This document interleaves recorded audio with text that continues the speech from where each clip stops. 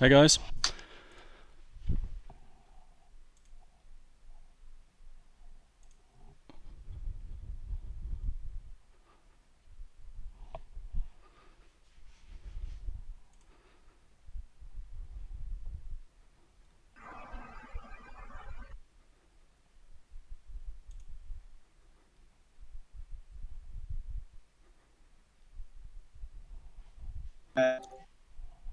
That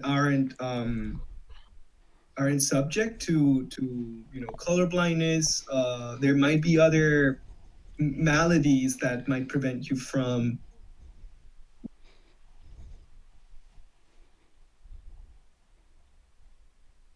Was that directed at me? Um, hey everyone. Quick check. Can you see me? Can you hear me? We can see you. Okay. Nothing is mirrored or something like that. You can read what's on the slide. Yeah, I think it's all good. Okay, cool. Um, so yeah, welcome everyone to this quick Dune intro session, or maybe it's quick, maybe not.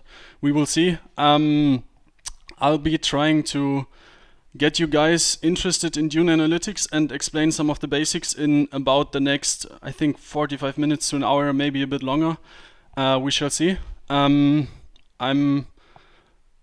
asking you to keep your microphone muted while you're not talking, obviously, and please be careful with that because I'll be recording this call, and this call will end up on YouTube, hopefully. So if you don't want to be in that recording, I will ask you not to speak. But I will not record Discord at the same time, so your Discord profile will be disconnected from your voice. So that really shouldn't be an issue to anyone. But if anyone really has a problem with that, please just don't talk. I won't make the effort of editing your voice out. So yeah, so my name is Boxer. I work for Dune Analytics as a community success manager. So what that means is that I will take care that you get everything you need, basically. If there's any questions, you can always come to me, and I'll do my best to answer them. So yeah, so let's get into Dune Analytics. So Dune Analytics is a data analytics platform that enables anyone to easily aggregate and analyze blockchain data. So there's 3 points we can take out from this. So a data analytics platform. So that means that we host the platform, and you only need to basically surface the data that's already there on the analytics or in the Ethereum blockchain. Yeah. So anyone. So that means what I always like to do here is talk a little bit about my background. So my background is business administration. I had a little bit of specialization in business information systems, but really I'm not a developer. I'm not a very technical person. I just taught all of this myself, and basically I think 4 weeks it took me from not knowing what's going on to basically being quite proficient in Dune. So if I was able to do that, I hope that you are able to do this too. So with very little prior knowledge, you are able to become a DeFi analyst, basically. And blockchain data, I mean, that's quite obvious. We're all here because we are interested in this new economy. And in our case, blockchain data at the moment means that we have Ethereum data and we have XDAI data, but in the near future we'll be adding other chains, and we are already trying to migrate those in the background, but I can't yet publicly comment on which those will be. So key takeaways about Dune Analytics. If something is on chain, you can track it using Dune. So whatever it is, like total value locked in a protocol, or like how much short positions there are on Aave at the moment, how much somebody has in a yield farming protocol, everything like that, you can do that on Dune Analytics. And aggregating data on Dune saves you from unnecessary overhead. So you oftentimes see other like protocols that have their own stats page, and while that is cool to keep the branding alive and stuff like that, it also introduces a lot of. Could you please mute yourself? I'll just go ahead and do that for you.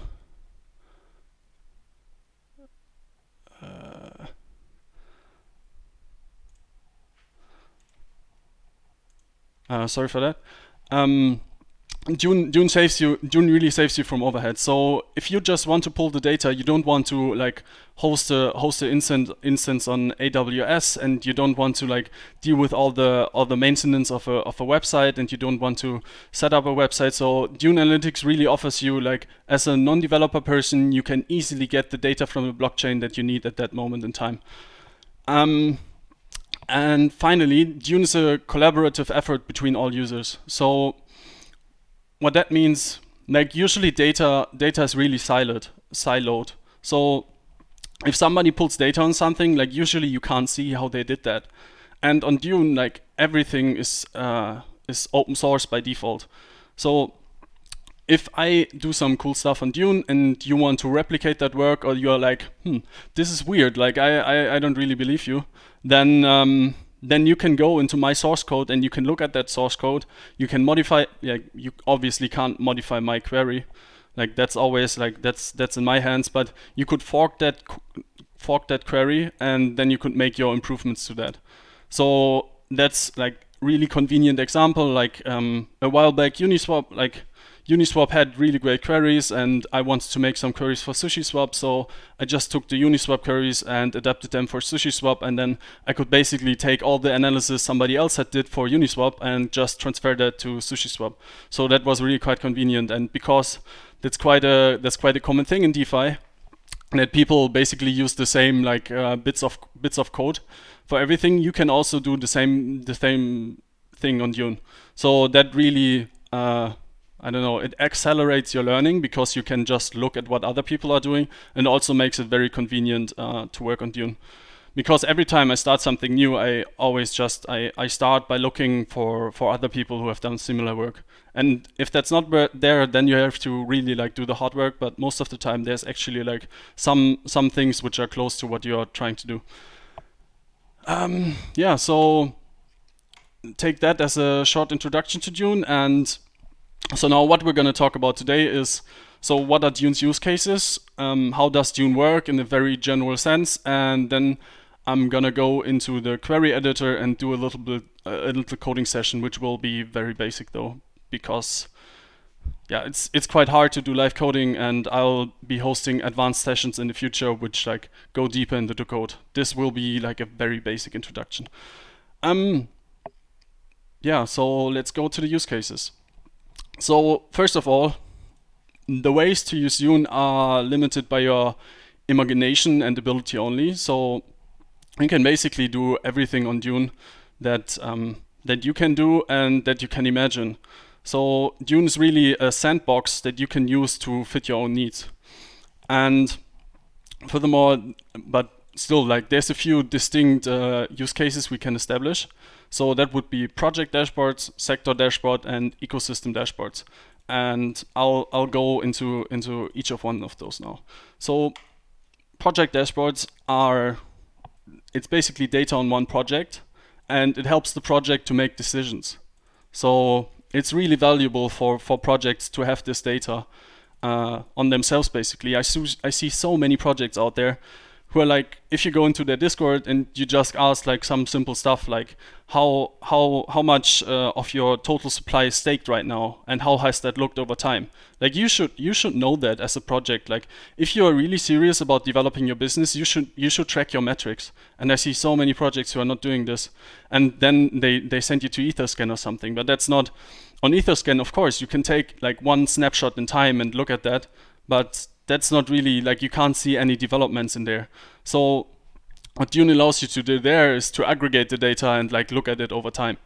Yeah, and you could also, like, do this to keep track of your finances. So for example, like, how much are we spending per week or burning per week, and how much are we, like, emitting of our own token per week, and how much are we earning per week. So that's all possible using Dune. So to show you this, we'll take an example for a second. Oh damn, I didn't share the slides actually. I think the link is still... Let me see for a second. the link is still in the schedule in Discord. So if you scroll up here a bit, like these are the slides of today. If anyone wants to look at them. So yeah, let's keep on rocking. Yeah, I wanted to show you an example of a project dashboard, and this is a dashboard I built for Barnbridge. I'm just gonna clean up my tabs for a second. And on there, you can, on a glance, see like how much value locked is in the protocol, how much is locked in this one pool, how much is locked in the other pool, how many positions are there open, and how many positions like these correspond to each other. So 8 people have locked in total 1.4 million, and 186 people have locked in total 52 million. So that's something you could probably do by looking at Etherscan again, but now the real like magic of Dune comes in. Like we can aggregate this data over time, and it's actually not that hard to aggregate this data over time. So here we can see like the total value locked over time and in the 2 different pools. So as we can see, these numbers, like if we hover over the last year, the numbers match what's written up here. Then we can track things like deposits and withdrawals. We can track the individual positions. So these are how many people were those? 186 people with their positions. And because this is like, you can't really read too much out of this other than like you can see some big whales, but the smaller the deposit gets, the harder it gets to actually get to the data. So I've split that up into categories, and I called those categories that basically like plankton, shrimp, fish, dolphin, whale.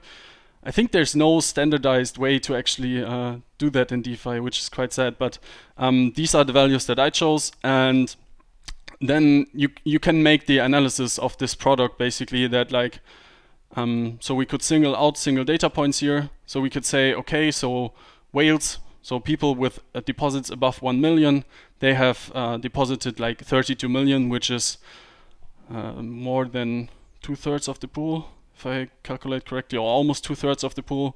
Then we could look at dolphins. Dolphins are also like quite significant, but if we go to the other 3 categories, basically, you can basically like, if I was the project, either I'd start focusing on these smaller deposits now, or like maybe you could subsidize gas costs or something like that, or you could really like just ignore those and really focus your marketing or your efforts on bigger participants.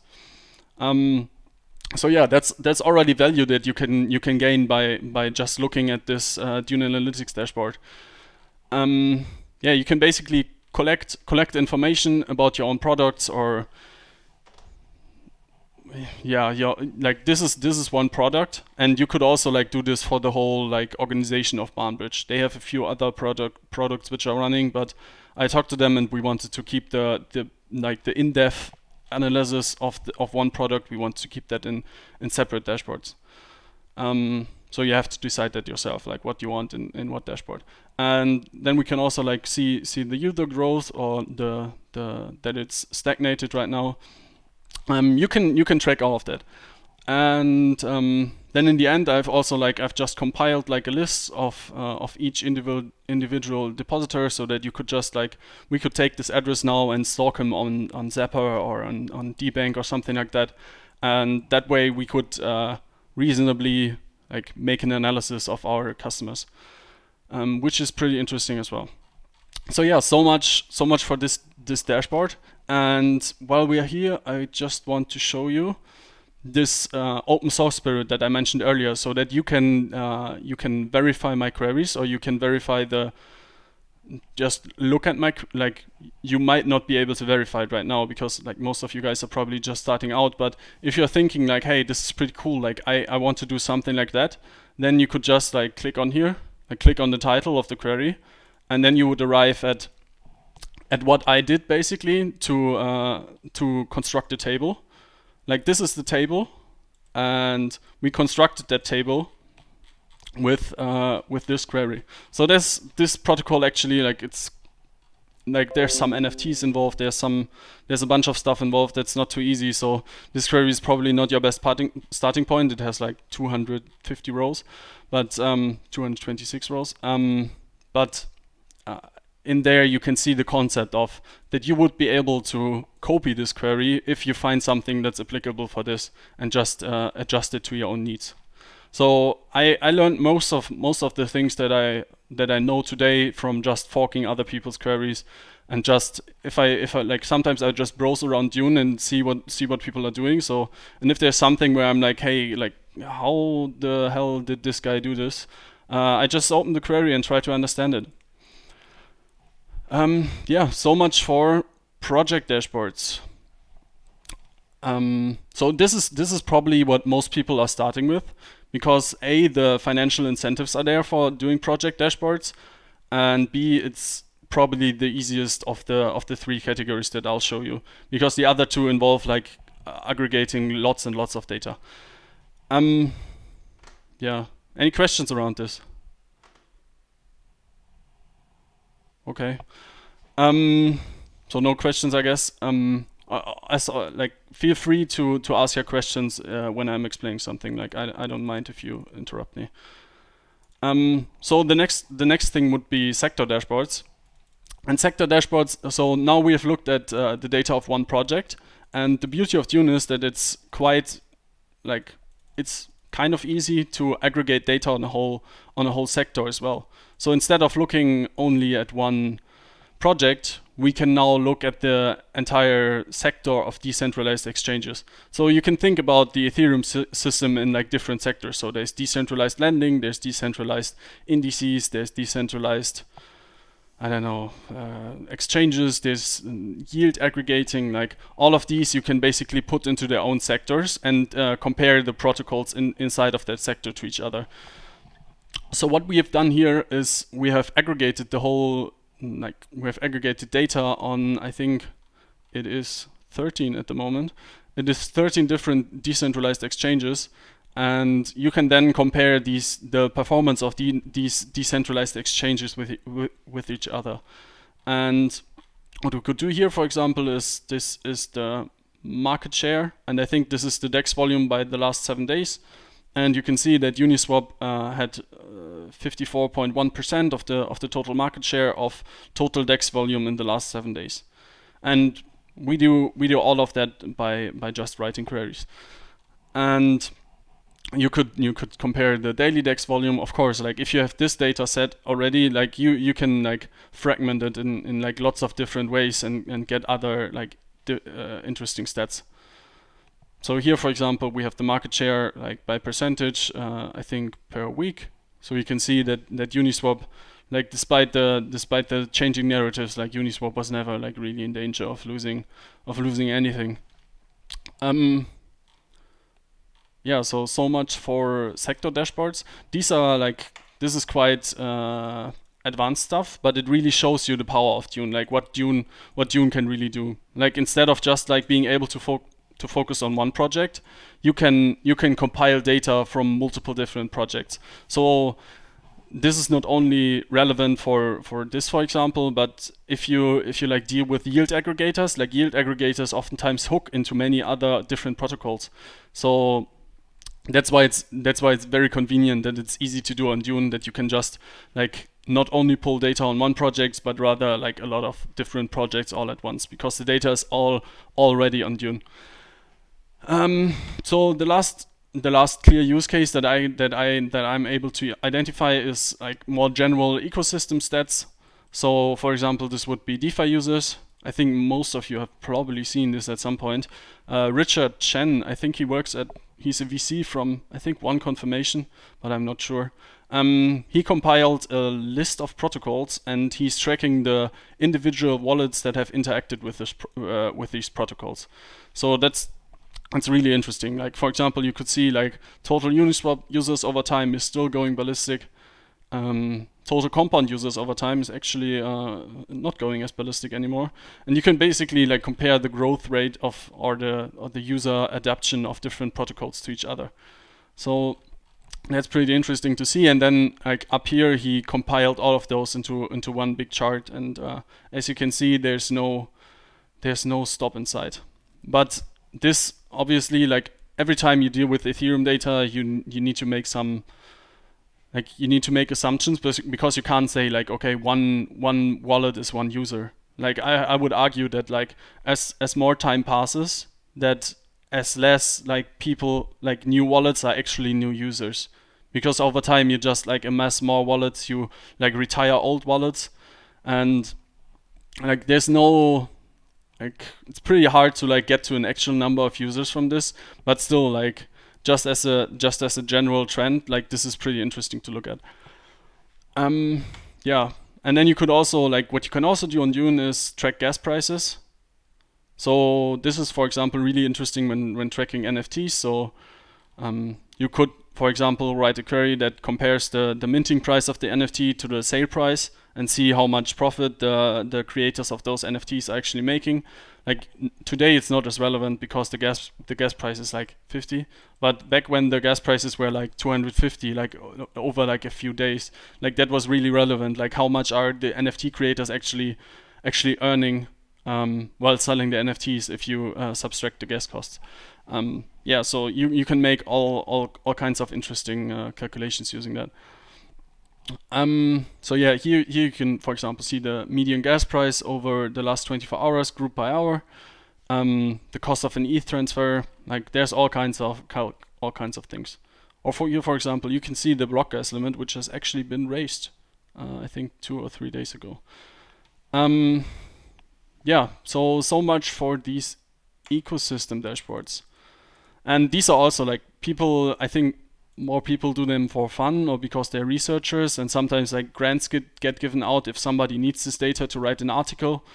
There's all kinds of like ways you can utilize these dashboards, but what most of you will probably be focusing on, except if you're a journalist or a researcher, then you will probably start working on project dashboards. And I think that's the best way to learn as well, because then you always have like a few key people that you can actually talk to. So if you're working on one project, let's say you start working on some project, then you can always like, you can't ask them Dune specific questions obviously, but you can ask them how their protocol works. So how the different contracts interact with each other, what a call to this to particular functions in smart contracts do, and that way you can basically learn about the like one set of contracts. And I think that's the best way to learn on Dune as well, because then you don't need to like fight with the contract data as well, because somebody else can actually give you information about that. Yeah. So while doing something on Dune, you always need to have like a little bit of blockchain knowledge, like how do transactions work and stuff like that. Then how do like the single contracts work, and then you also need to be able to deal with Dune basically. So you need to work out how Dune works at its core. Yeah. So what we can take away here is that you can surface data for your project or focus surface data on an entire sector, or you can collect data on more general ecosystem stats. And whatever the use case is, you can probably do it on Dune. Yeah. So, any open questions until here?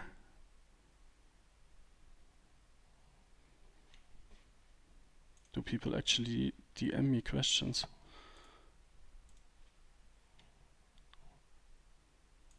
Yeah. So yeah, what's next on the agenda? Next on the agenda is how does Dune work? So I'll be explaining this in like very general terms. So what you're basically doing is we collect a whole bunch of Ethereum data and put that data into a whole bunch of tables. Wait, there's actually yeah, we collect that data and parse it into a whole bunch of tables. And then what you do is you write a query, and from that query you will get a result table.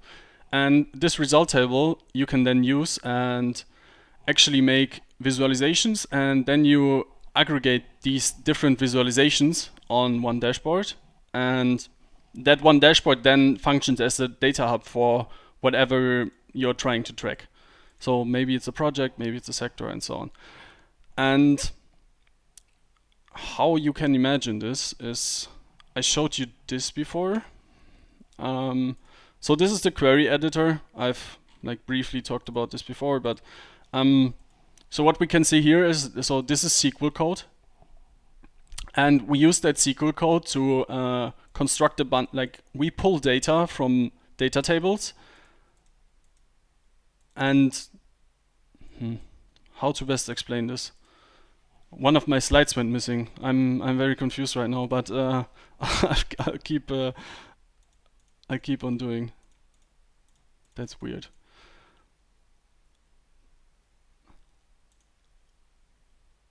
Yeah, I think we'll just start out here. So what we're doing is we're taking the data that's publicly accessible on blockchains, and we are parsing that data, or we are basically transferring the data into different kind of tables. And one of those tables could be like raw Ethereum data. So these are really big tables, but sometimes, like most of the time, they don't really have a lot of information because all of the data in there is decoded basically. And then we offer something that's called decoded data, or decoding data, in which you give us a contract and we then decode that contract. So this raw Ethereum data gets more readable. So yeah, we basically use the ABI of the contract to decode it, and then we can much more accurately and much better take care of that data. And then we also have something that's called prepared data or abstractions. And what we do in that data is we aggregate a whole bunch of contracts so that you don't have to do that. So for example, there's a table that we have constructed that's called dex.trades. And in this table, we basically aggregate all things that are related to decentralized exchanges, so you don't have to do that. So I have a few more pictures to show you this. So if you imagine this is the whole bunch of Ethereum data over all time, and then in this Ethereum data, we have a bunch of different smart contracts, and you can submit these smart contracts to us, and then we will start decoding them.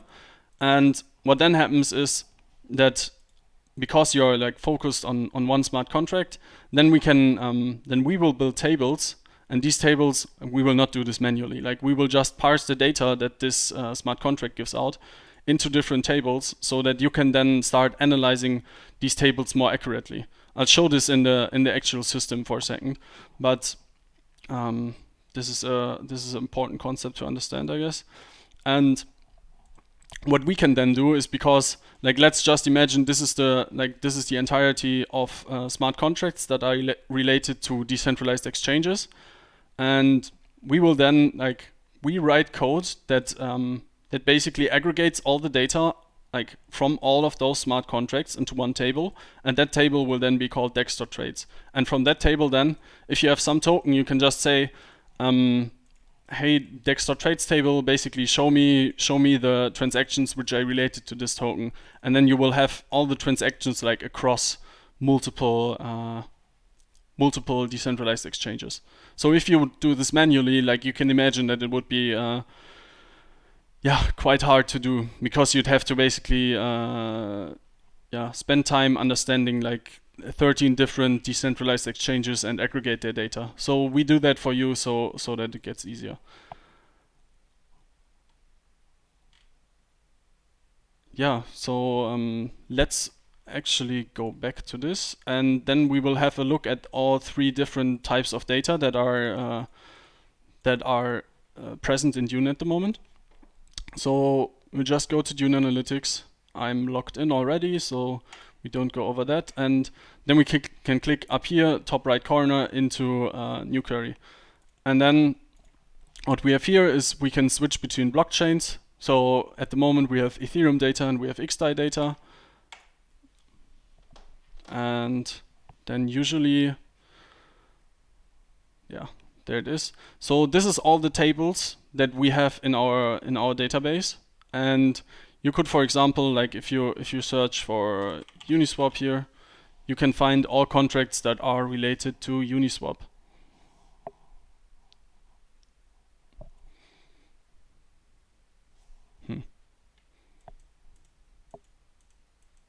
maybe not today.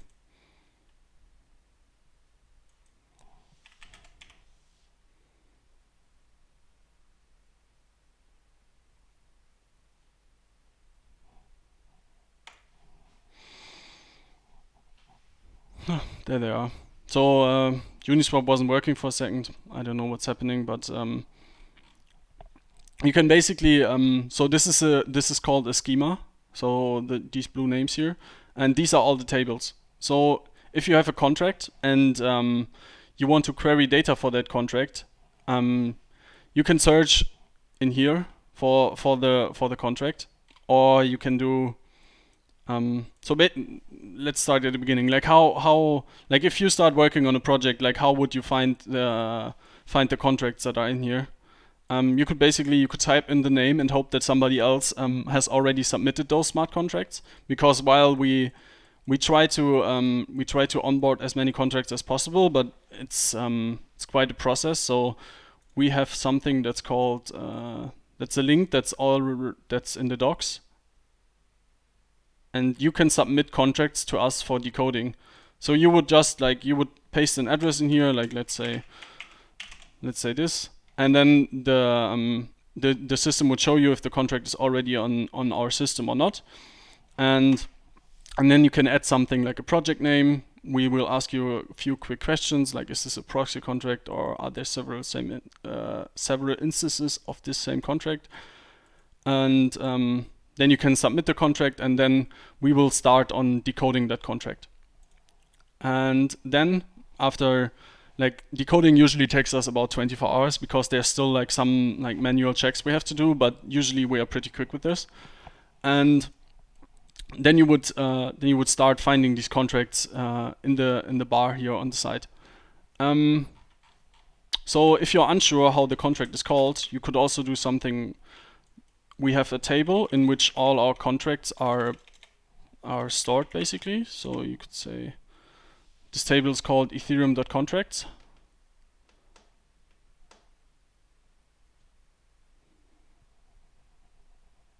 Usually this this selector here on the side is way quicker than today. I don't know what's happening there.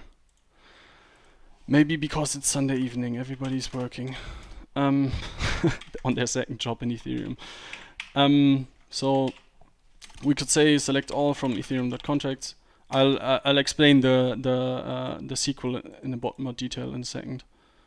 But we could just do this for a second.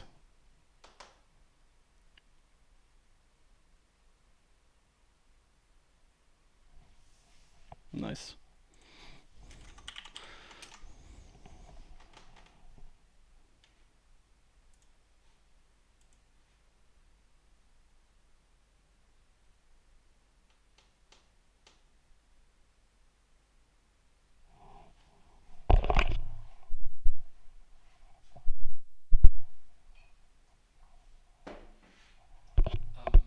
Yeah. So then we would get a table, and this table would then have an address, and you can search for that address in this query. So then you could find is this contract already decoded, and how can I access it? I'll probably go over this in an advanced session in more detail. But this is basically, so all that's here on the left, all these contract names, which actually have human readable names, or kind of human readable names, they are related to functions or events of single contracts. So that's decoded data. So what we also have is prepared data and raw data. So let's focus on raw data for a second. So in raw data, there's basically everything that's happening on the Ethereum blockchain is in some way or another in these tables. So if we just type in the raw data tables all have the preface Ethereum, and we could just do ethereum.transactions should actually turn up.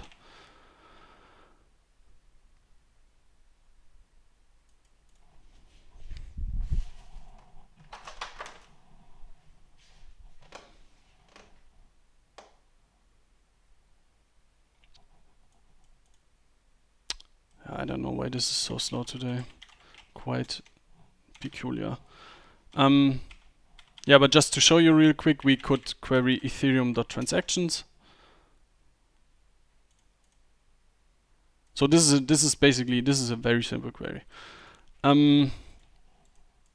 So maybe I can explain this real quick. Like, we are using SQL. SQL is our programming language and the way our database system works.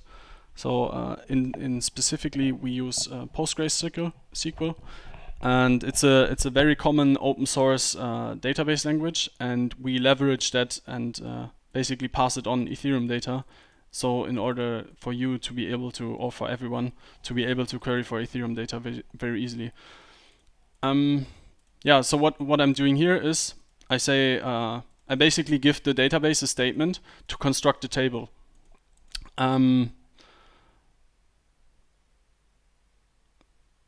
Yeah, so I say select, and then this asterisk basically means everything, and then I say from, and then I specify the table.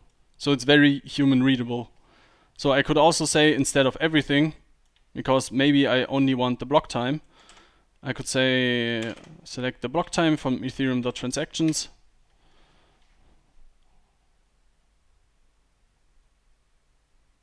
And then we'd only have the block time.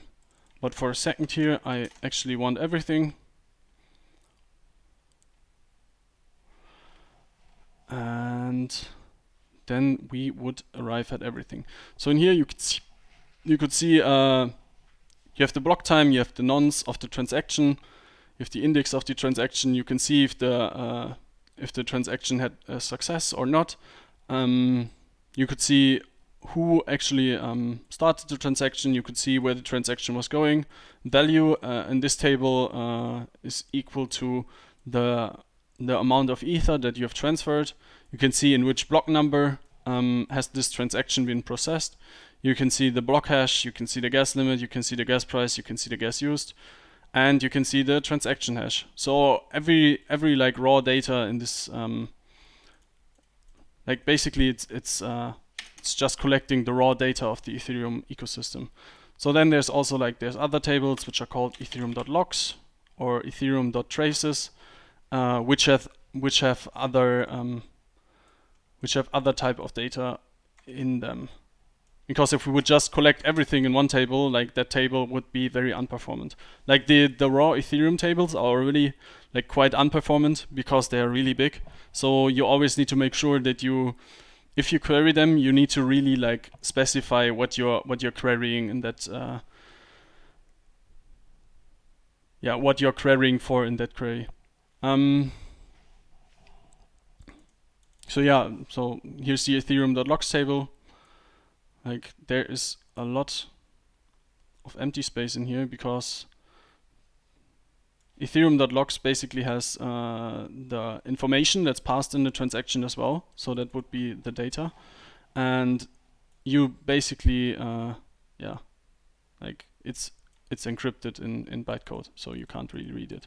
So that's why we have, because you don't want to query ethereum.logs, so that's why we have this decoding function, so that we actually take the API of the contract, decode it, and then you can, decode it, and then you can actually work with that data. So for example, let's just take a look at Uniswap for a second. I think Uniswap v2 is the right schema.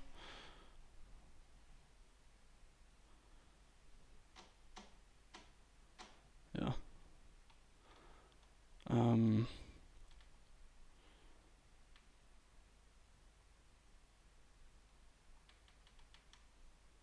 So then obviously there's a lot of Uniswap contracts.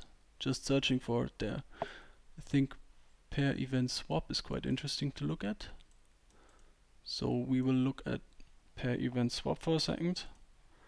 And then you can imagine that the transactions that I will query right now, they're also in some kind of way, they are in this ethereum.logs table. But it's really, really hard to read that data out of here. I've seen people do that, and it's very hard and very inefficient to query for data like that. So if you can, you should always submit the contracts for decoding, because then it's actually way easier. So we will just run this table for a second. So again, I'm just selecting everything from this table, and I'm limiting the table to 100, because the table probably has like over 1 million entries, and it would just take forever for that query to actually process right now. So here again, you can see the data that this particular contract, like the Uniswap pair event swap, or rather this set of contracts, because there's a lot of contracts that have the same API basically, and that's why we can decode them together. So that's also it's very helpful if you have that. So this is basically the events in all Uniswap pairs, and I think like we could do. So this is 100 events, and I don't know at which time. So we could specify that we only want. So you can see here we have the event block time, and if I would say we can now do like, for example, say where the event block time, and then we could say is over 1 hour in the past. So we could just write now minus interval, and then we could say 1 hour, and then we would have all swaps on Uniswap pairs in the last hour. So this might take a second because actually, so there have been 2,516 swaps in the last hour. And then we could like dig deeper into this data. So amount 0 in, I think that's yeah, how to parse this data is always like quite a question, but you can basically see that somebody exchanged this amount for this amount. And to be able to properly work with that data, we now have to probably join some other tables on here. So we can't really make sense of this too much right now.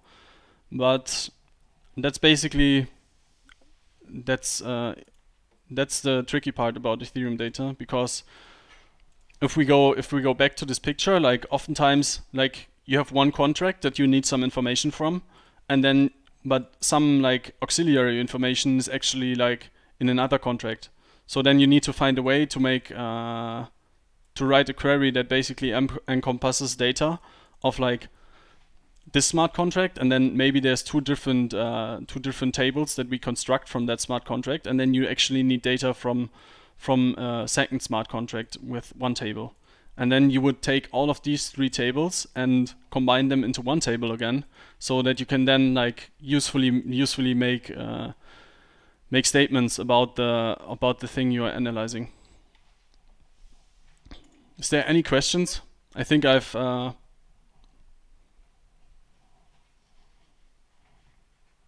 been quite confusing in the last few minutes because I'm switching around a lot. But this is complicated stuff after all.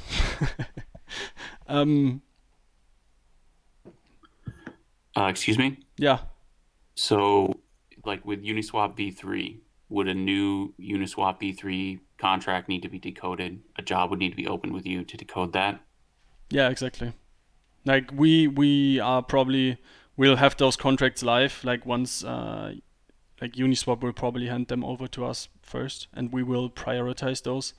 So I think like very soon after the Uniswap v3 systems go live, like we will actually have them on there. Cool. And a second question, are you going to get into how the visualization component front end works? I mean, how do you organize? Yeah. I can do that in a second. Anyone else?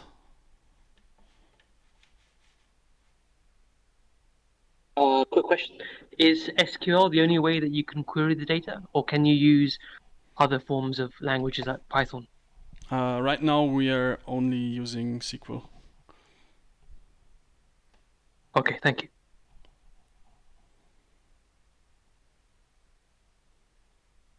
Okay, I guess no more questions.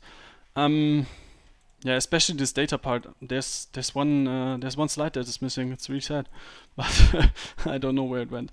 I feel like I did a bad job here, but if all of you don't have questions, or if I explained that bad that you can't ask questions, I guess that's a topic for the next session.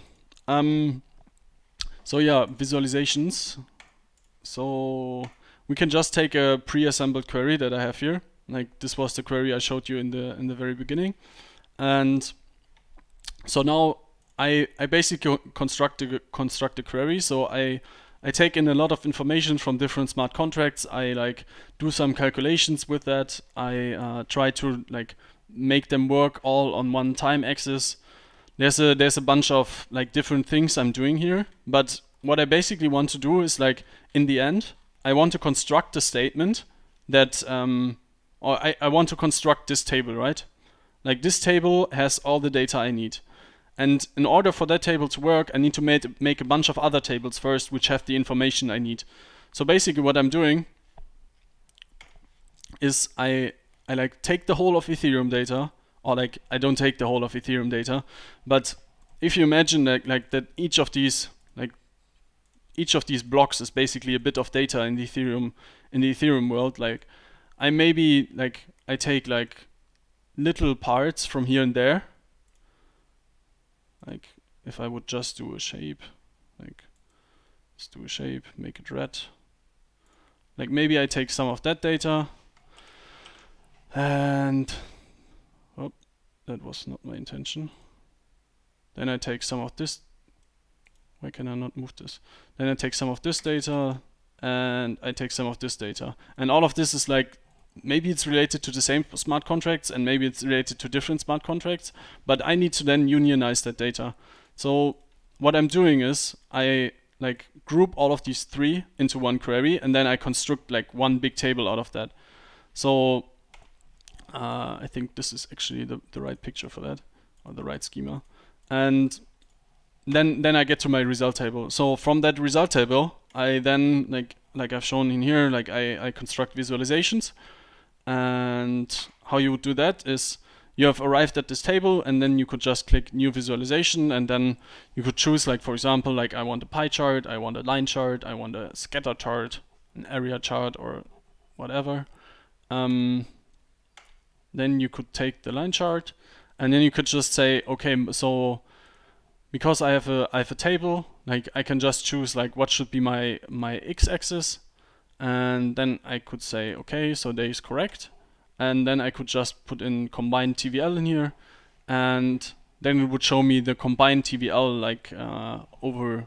I think the resolution of the table is like restricted to days. But if I wanted to, like I could also like break this down per hour and even per minute. But what you always need to keep in mind there is that the bigger your table gets, the like slower your queries will be, and what's the return on like having more data points, because usually it probably is enough if you actually have like the data in like a day format. So yeah, that's how easy you go to visualization. So and then if we wanted to like make a dashboard, so let's say you've written like 5 queries, those 5 queries have like a bunch of visualizations, and then you could just go to dashboard and you could say I want to create a new dashboard, and this new dashboard would be called let's call this Dune intro session, and we could say save and open, and then we could go up here in the right corner and we could say edit, and then we could say add visualizations, and then like all of your queries will appear here. Or not your queries, but rather the visualizations will already appear here. So I've like most of the queries I've written in recent days are actually like stuff I've been fixing for other people, so I don't really know what's going on here. Let's just add a bunch of them for so that we can just see how this would work. So of course they're empty now, nice. Yeah, but then I'd have these visualizations on here, and then I can drag them around. I can make them smaller or bigger. Like it's a pretty responsive system, and you can pretty much order them in whatever way you want. And then you could also like add a text widget. So you could write here, like this follows like simple markdown rules. So you could say like, this is title 3. Yeah. And then if you like delete one of these, I don't know, hashtags, like the format of the text would actually change. So that's how you would go. Like you write a bunch of queries, you make a bunch of visualizations, then you like aggregate them on one dashboard, and then you arrive at the data hub for your project, basically. Yeah. So I think what I'll do now is switch over to the query editor, and we will like take a very simple example and solve that problem, basically. So what I'll be doing is I'll work with something you're probably all familiar with. So we're just gonna take the Ethereum.transactions table, which is very similar to what you see on Etherscan when you open up a transaction.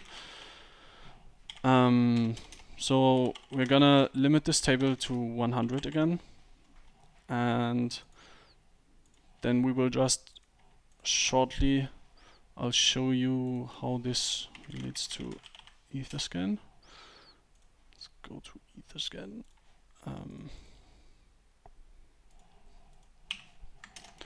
Missed an S. So yeah, so this is really old transactions now, so that's not really interesting. So again, like I did before. So now I think I'll just really explain the SQL now. So basically what you're doing in SQL is now we have this really big table, and what we want is like we want a certain set of this data that that basically is relevant for us. So what we can do now is like we can filter the data using statements. So we can say, so where, so that's very human understandable, I guess. So we can say like where the block time, and then we could say like the block time is like, we could say above, and then we could just say like the last like 10 minutes. So let's just put in a date here. So we could say like 2021. I think this is the syntax, 04. And then today is the 25th. And we could put in the date in here. So actually our server is running on United Standard Time. What time is it in United Standard Time right now? Yeah, wait, doesn't matter. I'll just do something else. So now I'm still limiting the query to 100 entries, because if I don't do this, like we can just do that for a second. Like just call this.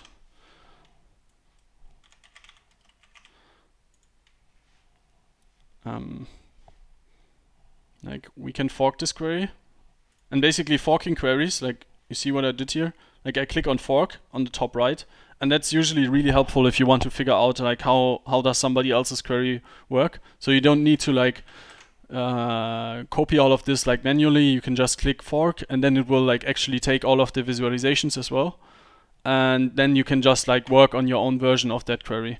So for a second we will just keep this running.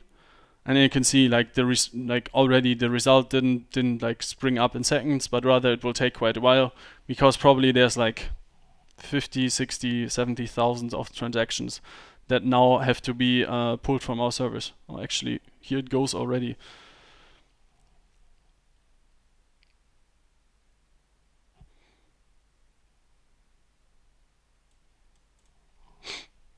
Yeah, but oh, it's actually 123,000.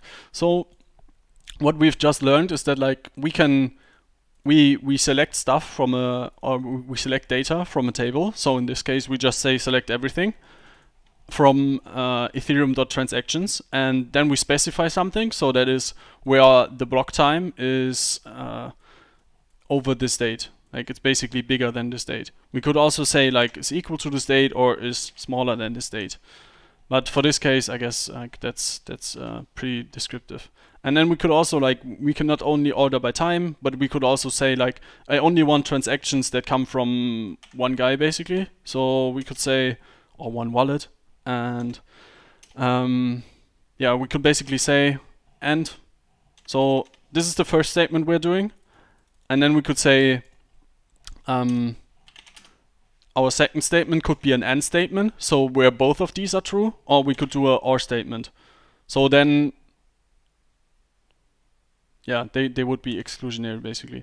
But in this case, we'll do a AND statement, and we will say where from or AND from is equal to, let's just take the first address that is in here.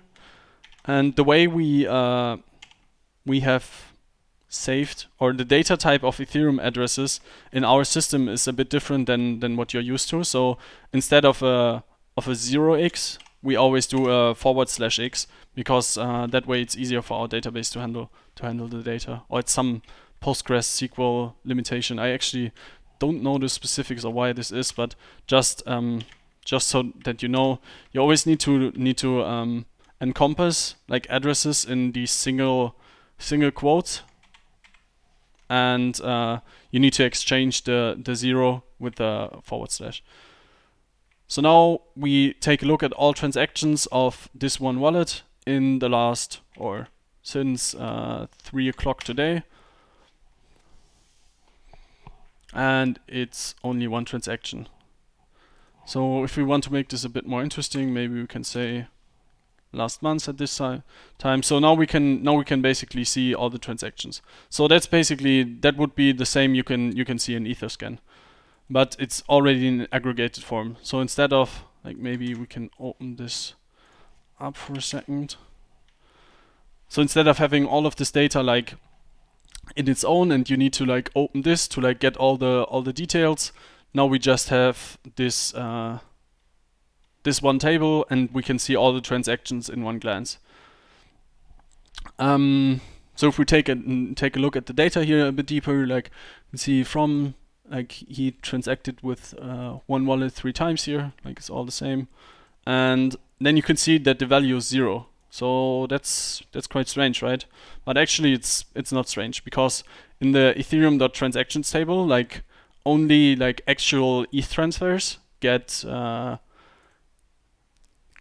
value. So because you are interacting with the smart contract every time you like transfer ERC20 token, and the Ethereum blockchain was written in a way that like you actually have to call that smart contract to transfer your tokens.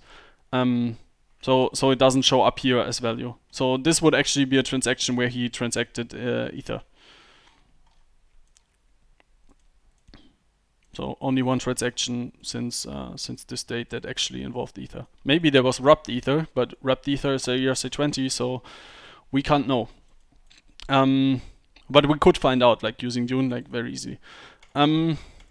So what we're gonna be doing now is I'll show you that you can use arithmetic operators very easily.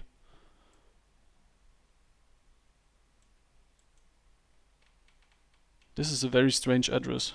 He's paying 0 gas for a lot of transactions. Or at least he has a gas price of 0. Maybe that's a flashbot or something. Like I'll search for another address for a second, because this doesn't. It's actually. It's the. I think it's the minter of Chi tokens. So I don't know how I found this. So let's just search for another wallet for a second. 1inch is currently minting. Oh, interesting.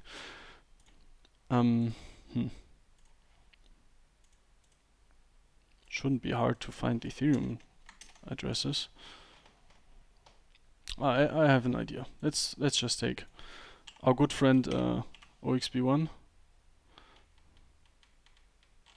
Wait, isn't he tagged in? Usually I just take random wallets, but I had thought about this before. Let's just do.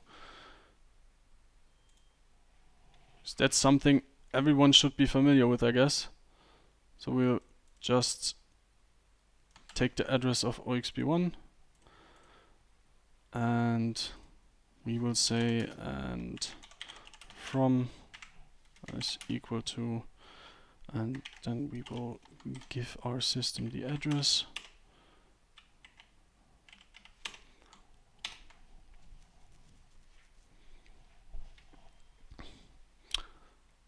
So that's all transactions OXP1 did in this time. Actually quite a lot of transactions. Like maybe now we're interested in like how many transactions did he do since the start of the year. So we could do that.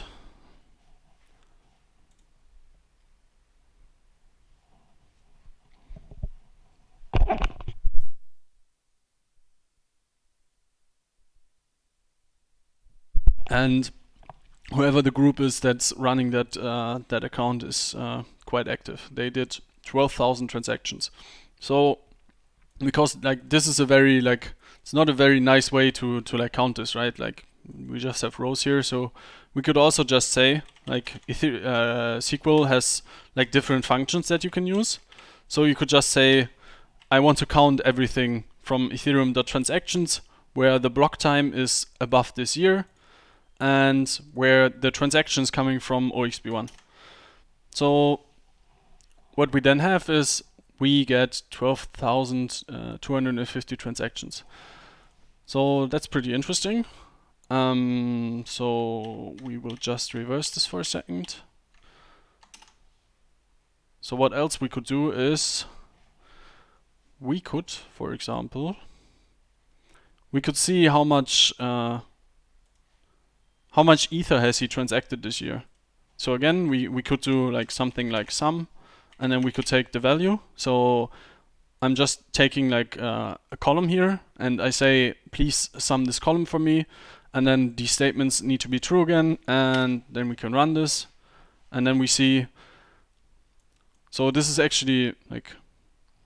So now this is a number we can't really read because it's in Wei. That's the smallest unit of Ethereum. So we are used to Ethereum in basically Ethereum terms, but there's like smaller denominations, and the smallest of that denominations is Wei, and then there's Gwei, in which we talk about gas prices, and then there's Ether, which is what we use basically to talk about Ethereum. So in order to go from Wei to Ether, we need to divide this by 10 to the power of 18, I think. And this is just a scientific way to write that. And then we can see that he has transacted. That's a lot of Ether. 1.7 million Ether. So what we could do here is you can edit the visualization of the table in order to be able to read this more easily. So for example, we could put a 0,0 in here in order to get like the, I think this is like the American way of like parsing numbers. Yeah, so in that way, and now we could like determine the amount of decimals that we want to see, but because this is pretty useless, we're just going to say this is enough. So we can see that like since the start of this year, OXP1 or like this wallet has transacted 1.7 million in Ether, or not 1 million in Ether, but actually like 1.7 million of the currency Ether. So yeah, let's go back to our standard table. So we will go back here. And what I'm basically showing is you have one table, and then you can pull like lots of different data from that one table. And that is true for every table that you find. So there's like millions of different ways to work with the data, but what you basically always have is like you have a giant data set, and then you need to filter out that data which is relevant to you. So what we could now do is, for example, we've just found out he transacted 1.7 million Ether, and we could look at this over time. So we could select, like, because right now I'm selecting everything, or just now here was an asterisk, and this asterisk means everything. And now we could say I only want the block time and I want the value.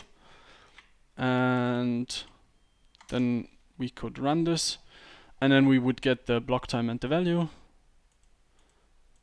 And as we can see, he has a lot of like empty transactions, so that's usually like staking transactions, like maybe it's an approval, maybe it's something else, but in the end here, like there's some transactions in there, so we will just, like, because we're not interested in the transactions where the value is 0, we will just say and value, and then I think this is the right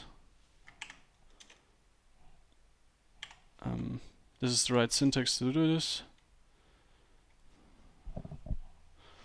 And then we, like, now I have like basically made 3 statements. So again, where the block time is above this, where our wallet is OXB1, and now we have added one more thing, that is I only want those transactions which actually have Ether transacted in them. So not like, you could also say, of course, every transaction transacts a bit, like you use a bit of Ether for each transaction, but that gets parsed in a different field, which we could also take a look at. So now we can see our values are in the waveform again, so that's not very useful. So we're gonna divide this by 10 to the power of 18. I think that's the way you say that in English. I'm not entirely sure. Yeah, so now we have the transactions in Ether, and then we could already we could already make a visualization and see like how much Ether did he transfer at which times.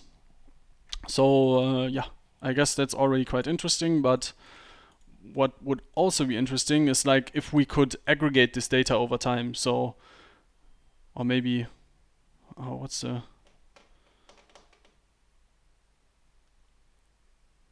I can't remember the name, but we're basically, what's the word for that? Not aggregate. We're gonna look at the value of Ether over time, not the value of Ether, like what he transacted, like summed up over time.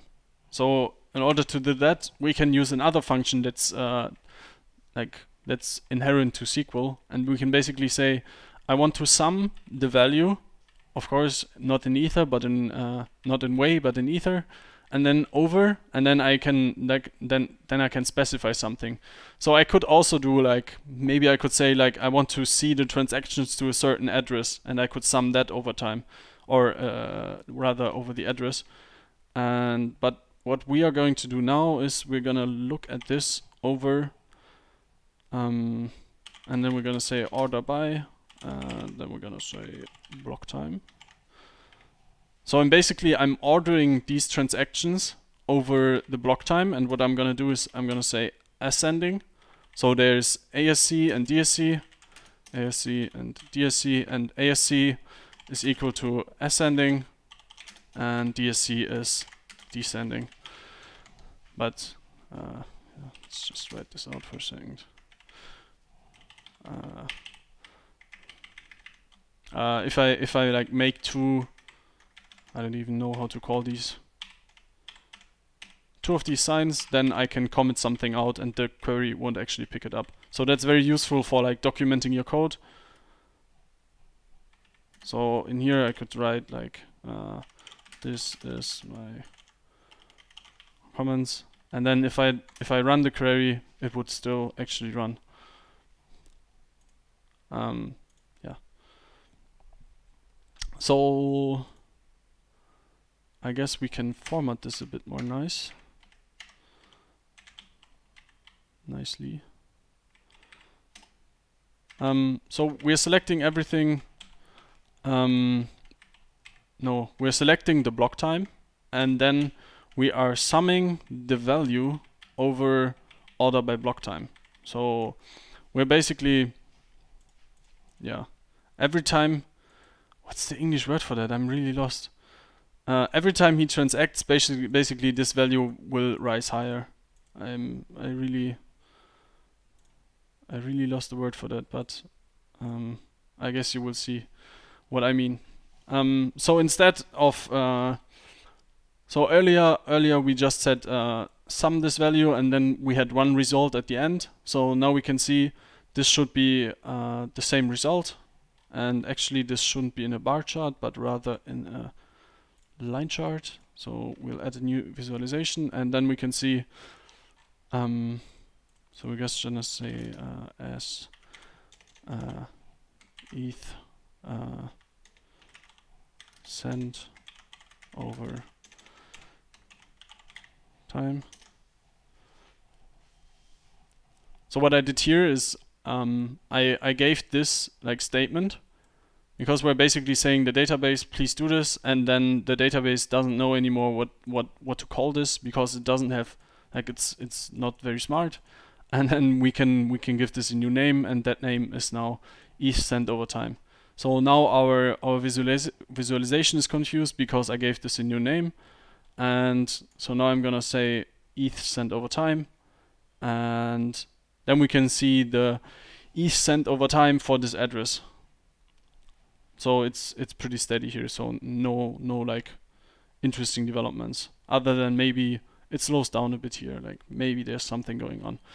And yeah, then you could also like, we could, for example,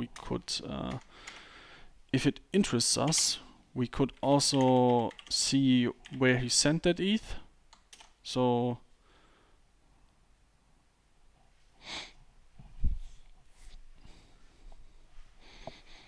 we could now, if we look at the query result now, this still does exactly the same as before, because our statement here doesn't change. But now we can see like where did he actually send that ETH. And if we want to be really cheeky now, like we could say we're not gonna only add this up over time, but we are gonna try to filter this by address.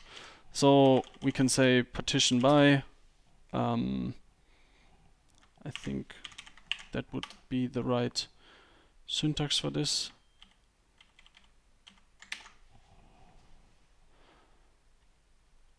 And then it doesn't, so now the database has basically sums the value where, so for each individual contract that OXB1, or each individual wallet that he sends ETH to, we now basically have a separate data set in here.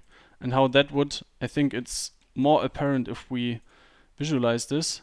So now we could see, okay, so he sent ETH to all of these addresses, and we can see like there's certain addresses where he sent like a lot of ETH to. So maybe that's Binance, or that's Kraken, or that's, we don't know. But we could probably find out now, like with ease.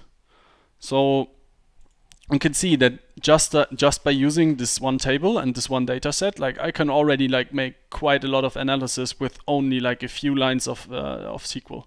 And then of course you could like adapt this, or you can basically take this learning and apply it to smart contracts as well. So I just did this at the moment because it's like usually everyone is like familiar with this page on Etherscan, and not this page, because we were basically just working with the data that's available here. So everyone should have like some idea of what's happening here, and then can like translate that knowledge into using Dune. Is there any questions around this?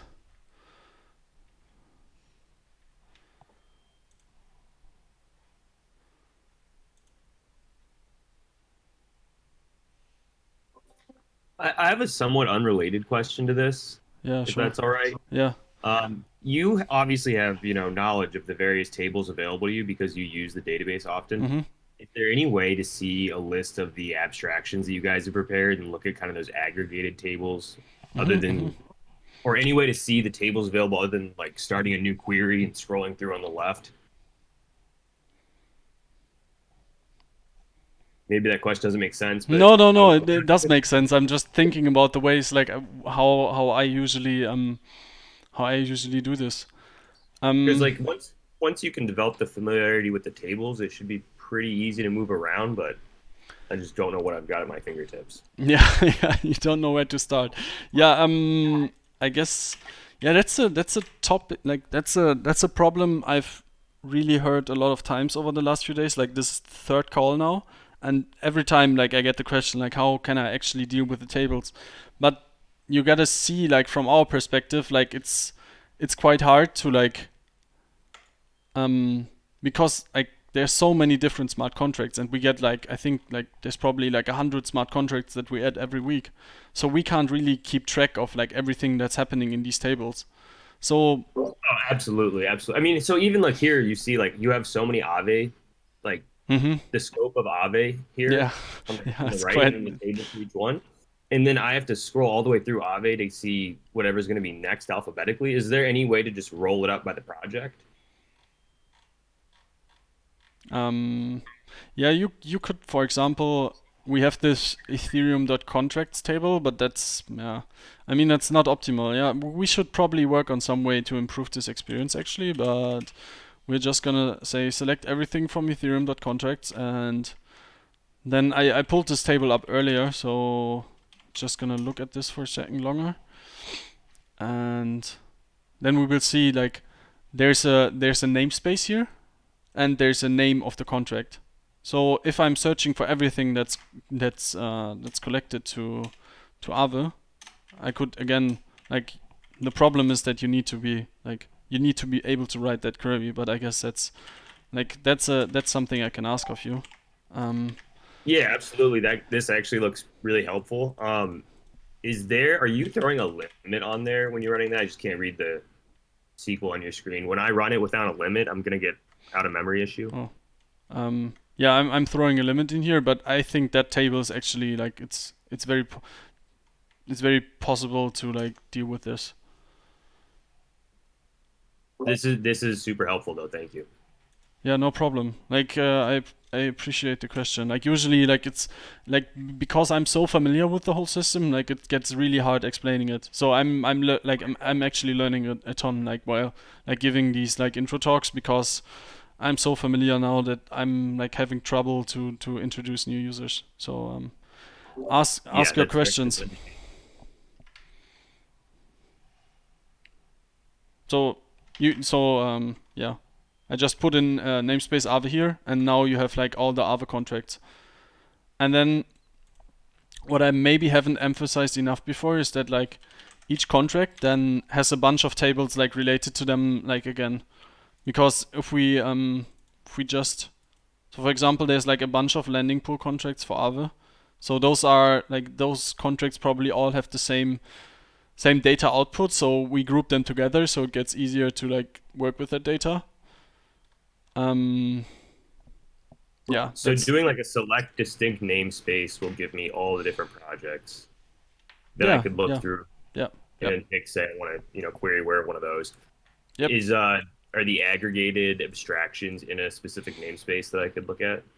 You can check I actually wanted to like build this into the presentation somewhere. I forgot. Or I wanted to reference this at some point. So this is the abstractions that Team Dune and like contributors out of the community have assembled over time. And so if we take a look at the dex.traits table, so like I mentioned earlier, like the dex.traits table is basically like it's a bunch of different. Where is this? It's a bunch of different projects, like all compiled into one table. So if we look at insert loop ring, or actually let's not look at loop ring. Loop ring is really complicated. So we take a look at sushi. So what we're doing here is like basically we are standardizing this data that comes from like a bunch of different, like in this case only sushi contracts, but like we have one of those statements for every decentralized exchange, and basically what we do is like we aggregate data. So for example here we have to join ethereum.transactions, We aggregate data from a curve view that somebody else has probably constructed before. Like it's quite complicated stuff to deal with all of these different DEXs, but we do that for you so that you don't have to. So if we take a look at the dex.traits table for a second, to answer your questions, like you can take a look at this like abstraction table, and then like usually if there's like a big dashboard on that, so I had these sector dashboards at the start. So these sector dashboards most of the time depend on one of these abstraction tables. So we have one on lending, we have one on stablecoins, we have one on decentralized exchanges, we have one on.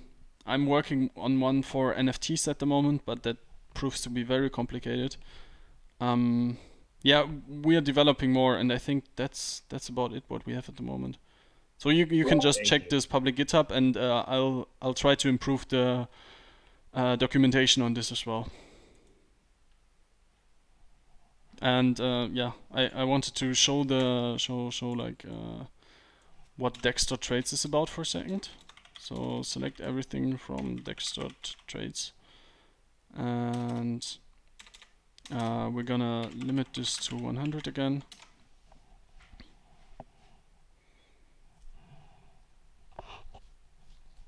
And then you can see like this is the output of like all the different things that we have did in that table, so that it's basically like parsed into one like standard format, so that like everyone can work with this.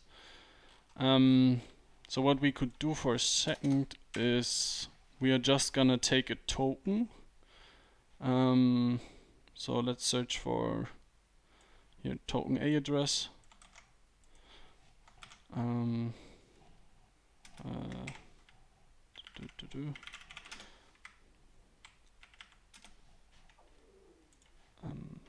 Let's just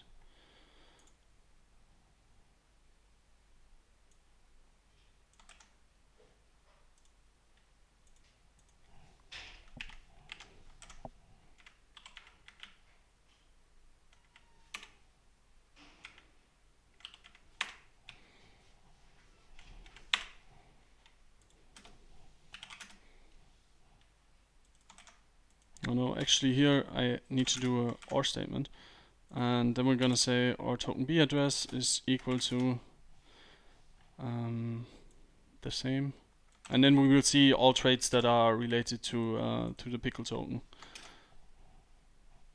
And actually, yeah, I'm still limiting this query, so if we take the limit out for a second, maybe the query will run quite a while, but then you would see like all like traits on the like different decentralized exchanges.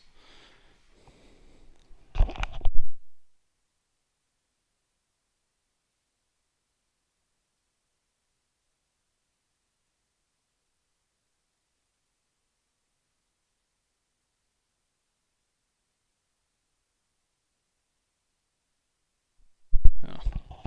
Maybe that was a bad example because the query is actually, oh, there it is. So you can see there's 116,000 traits over time that have been done. Yeah, and now you could obviously like you could start aggregating this for like different projects.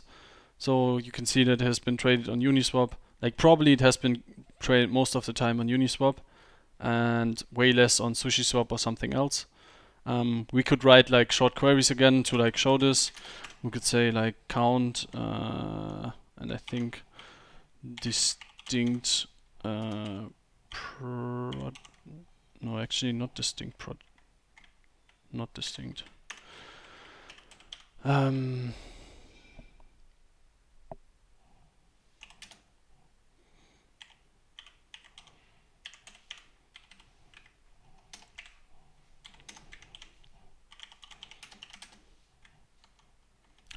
What I'm doing now is like I'm aggregating data over a specific statement basically. So if I just say count project now, it will just count the column of project, but that doesn't really help me. So I want to have the So what I'm trying to find out right now is like how many trades have there been on Uniswap, on SushiSwap, and on whatever other exchange this has been traded on. So what I would do is like I count the project, but I group the results by the project basically. So I think this will get more clear if we run this query for a second, if this even works. So yeah, then we basically can see like 107,000 of these trades. Let's make this into a pie chart really quick. We need to group the pie chart by project. And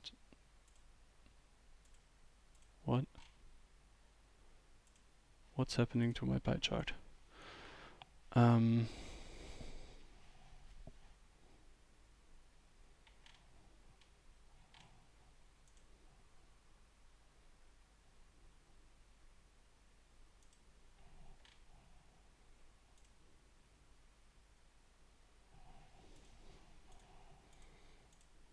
Like this. Sorry. So now we can see like, okay, so most of the trades have been actually conducted on Uniswap, and like a few on SushiSwap and the others.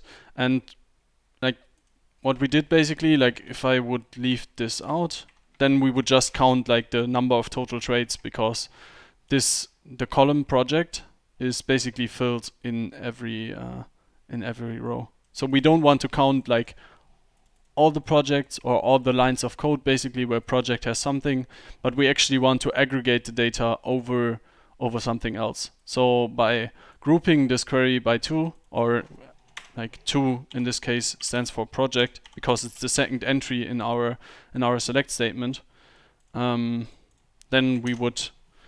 we group the data over one specific data point basically, and if those data points are distinct, then the database will like list them on its own. Was that like, could you guys understand this?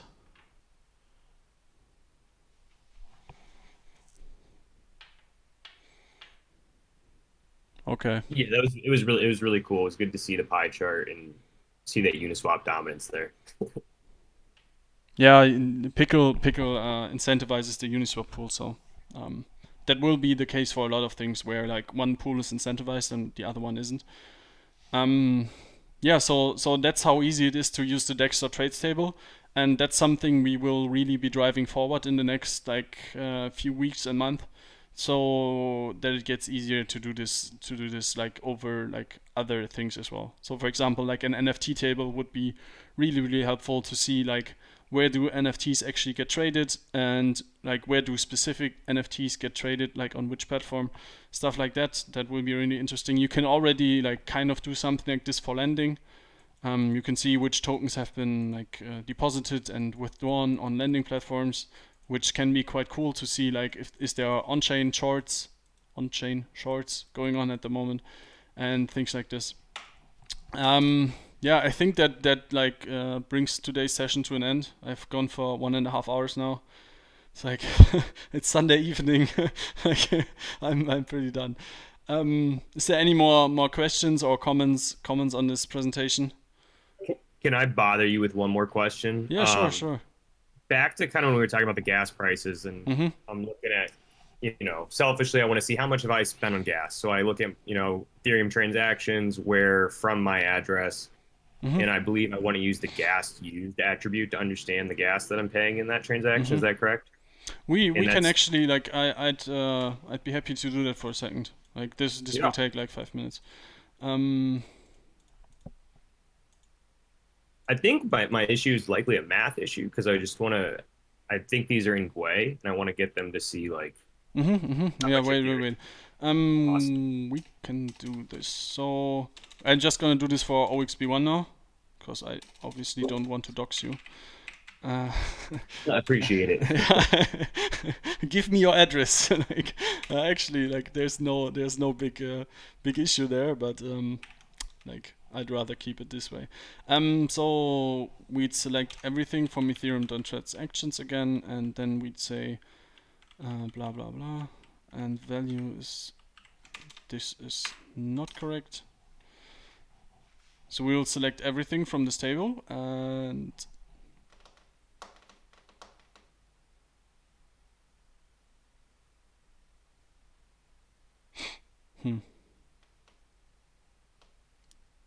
this was faster earlier, right? Like Yeah, it's running. This is running for me. yeah. So yeah.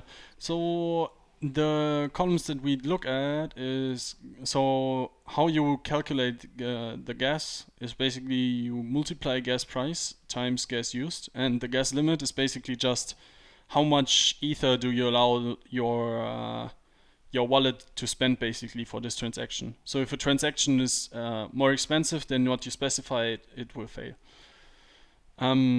So we only need gas price and gas used. So we're just gonna take this for a second and write in gas price and gas used. And then it would probably be interesting to do this over time. So we will also pull the block time from this table.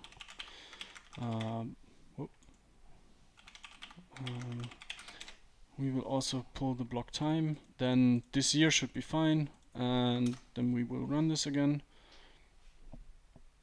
And then what we can do is, so now we have the two singular values, and then we just take gas price times gas used, and that then constitutes the transaction cost. So I'm just gonna name this with this statement, and then I need to put a comma in here again, and then we arrive at the transaction cost. But yeah, you're right, like this is in way. And now what we would need to do, like what we can do to like make this clear, even more clear, is we can divide the gas price by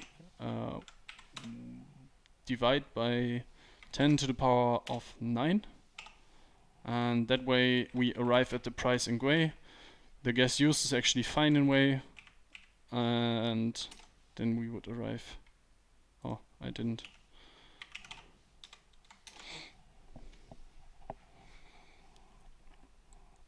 Yeah, so then this would be the transaction costs in ether. So I guess that's what you meant by math problem, right? Yeah, that is awesome. So multiply gas price times gas used, divide by 1E18. Yep. And I can see how much money I've spent on NFTs. Just in minting This is them awesome. or transacting. So I think just to make this clear, I think this should also work. The other one is just a scientific way to write that, and it's easier to like quickly type into your keyboard, so I always do that. So you can see like I just had the other query running and it spits out exactly the same result. So just to make that connection really quick. So gonna change this again. So what would probably now be interesting as well is like you can like sum this over time now, and then you can see like how much gas you have spent over time. And then what else would be interesting is like we could like take the US dollar prices and join them. But man, I'm that's something denominate me. yeah. That's something for the next session, I guess. So some gas prices over, and then like I just did before, we can sum this over a certain time. So order by block time, and then we want this ascending, and then we should have a nice graph of like how did this develop. So we're gonna just say transaction cost. So in total, OXB1 has spent 535 ETH just in transaction costs. Nice. Yeah. You understand what I did here? Yeah, that's super helpful. Yeah.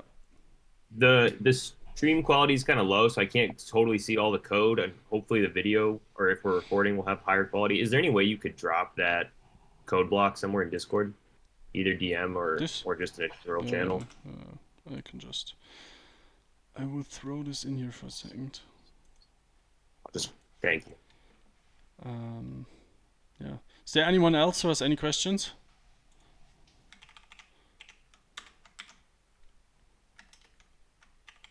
Apparently not. Yeah. So I'll make this recording available, and I don't know about the stream. Like, is the stream quality bad for everyone? Like, that's quite sad to hear. Yes. Really? Somebody probably should have told me earlier. But yeah, no, what do I like? I don't know. You guys can't do anything about this.